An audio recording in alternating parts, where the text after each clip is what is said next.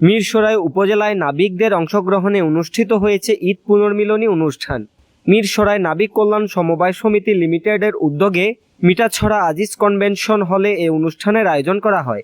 সমিতি সভাপতি দিদারুল আলম মাস্টারের সভাপতিত্বে এবং সাধারণ সম্পাদক ইঞ্জিনিয়ার দস্তগীর আলম সোহেলের সঞ্চালনায় অনুষ্ঠিত হয় এই ঈদ পুনর্মিলনী অনুষ্ঠানে বক্তব্য রাখেন বাংলাদেশ লাইটার্স ইউনিয়নের শ্রমিক নেতা ইঞ্জিনিয়ার মিজানুর রহমান, দুর্গাপুর ইউনিয়নের সাবেক ইউপি সদস্য আজিজুল হক, ব্যবসায়ী ও সমাজসেবক জসিম উদ্দিন, শ্রমিক নেতা আর মোহাম্মদ বাপ্পি, আবদুল্লাহ আল মাসুম, জিয়াউদ্দিন বাবলু, নুরুল আলম মাস্টার, নুরুল নবী master, Hanif driver, Rezaul Karim driver এবং আনোয়ার হোসেন সহ অন্যান্য শ্রমিক নেতৃবৃন্দ।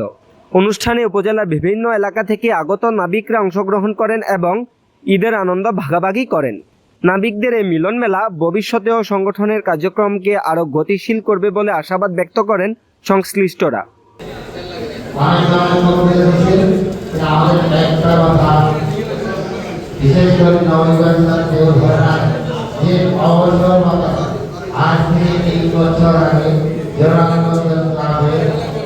এই